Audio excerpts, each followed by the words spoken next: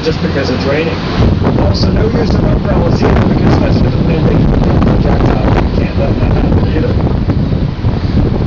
The most important building on Canal Street is the street immediately behind the United States Customs House, built for government construction, completed in the 1880s, occupying the entire city block of the French Quarter. It's granted on the outside, marble the inside, and built directly on the money associated with the second largest port in the United States, which of course is New Orleans. And being a federal building, unfortunately, that beautiful building inside out is closed to the public. Oh.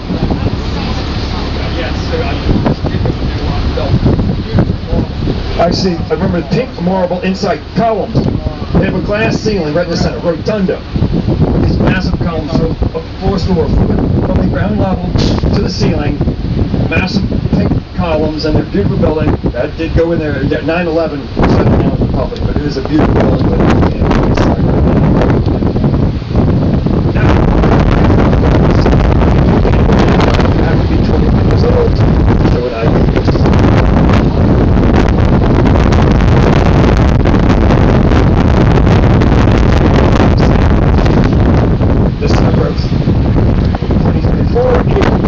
Two-year renovation of this casino, changed the name from Harris Casino to Caesars Casino. Most of the renovation work that was being done was the addition of this hotel here on the right, the Caesars Hotel.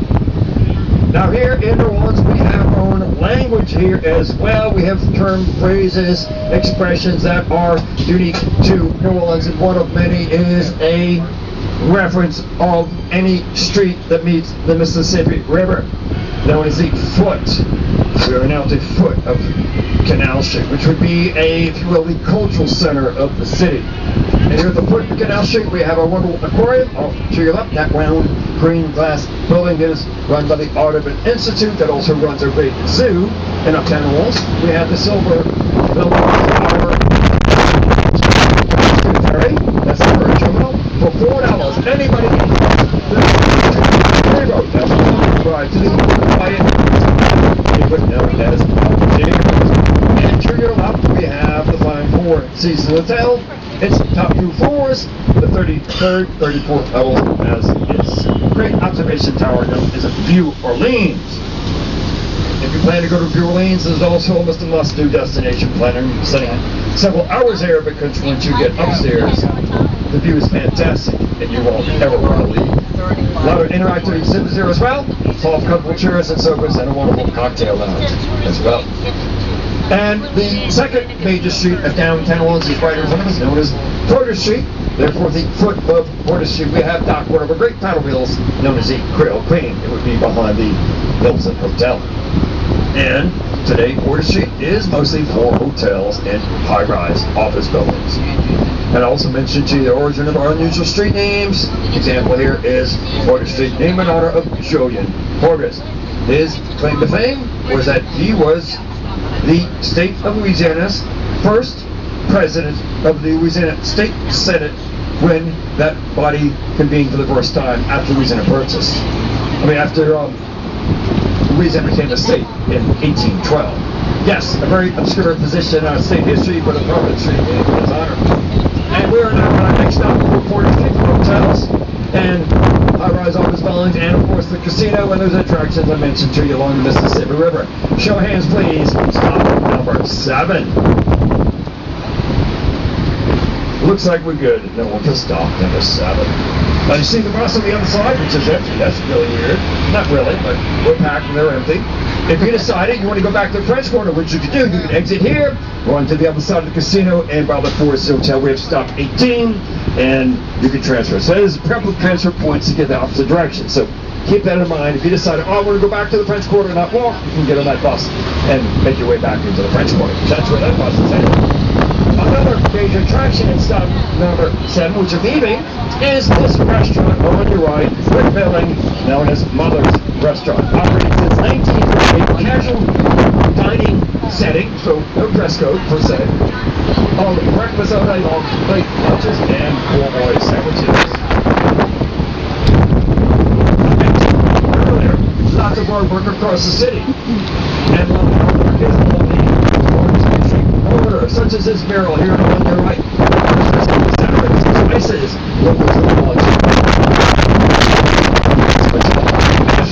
As well. Here's a piece that moves the wind, or be moving right now. I promise moving disc should be coming up in just a second on your lap. It should be moving. Yes, it is. There it is. So moving art. And to your right is the tallest building in the city of New Orleans in the state of Louisiana. At 51 stories tall, 697 feet high. The main tenant of this high-rise building on your right is the Gulf Coast Regional Bank, known as Hancock Whitney, therefore referred to as the Hancock Whitney Bank Center. This high-rise building originally opened in 1972 and was then, for many, many years, the corporate office for Shell Oil, which has since moved to Houston, and many people still call it originally Shell. So this part of downtown New Orleans, very common for older high-rise office buildings where companies that don't exist anymore are being renovated into hotels. Prime example, on your left, the Drain Plaza Hotel. That landmark building was built in 1914 and is a corporate office of the Cumberland Telephone Company, one of America's many early telephone companies, which later became the Bell System, and then became part of the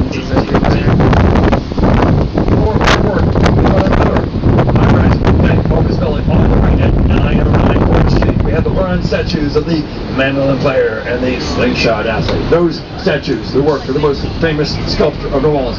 His name was Enrique Alvarez.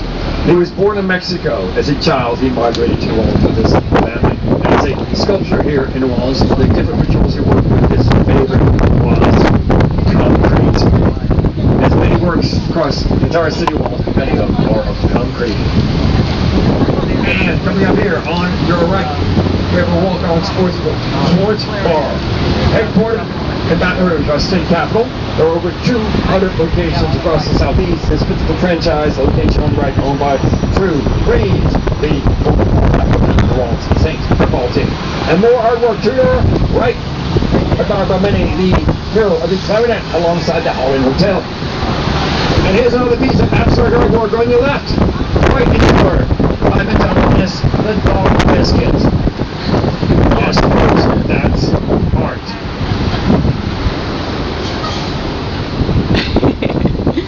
And now, the Caesars Superdome, home of the New Orleans Saints football team.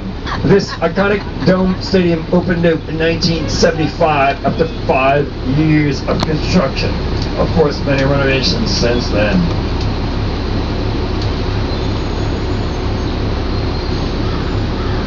When you include temporary floor space, the seating capacity of the stadium is just under 19,000. That's 90. Like I said, home of the New Orleans Saints, home of the Sugar Bowl. It was January 1st, so a little bit of a week ago. It was Ole Miss and Georgia. And the Superdome has also been another 4 events on the side of 8 and 11 Super Bowl games in Kansas City, Miami. First 3 Super Bowls held in New Orleans. The first students in the film, as a result, Tulane University campus of the most recent one, a year ago, Kansas City, Belgium. Actually, I've named Detroit. Let's go to that playoff, so we don't know that. Actually, one team which I understand has never been in the Super Bowl, so I'm going to have to go for.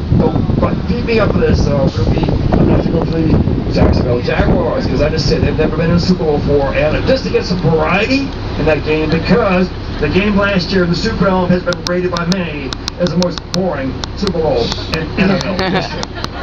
And you have to admit that, in spite of being an Eagles fan, this game, as far as football is concerned, it was not an exciting game. It really was not, as far as the game of football. So, Jacksonville, if they've only before, I'll have to root anybody from Florida. We're probably Tampa fans, so, okay. I think Jacksonville is a nice ride. The most important sport event ever in the stadium occurred in 1978. You probably have no clue. Because a lot of y'all weren't probably around in 1978. Okay. This is where Muhammad Ali defeated Leon Spinks and that very famous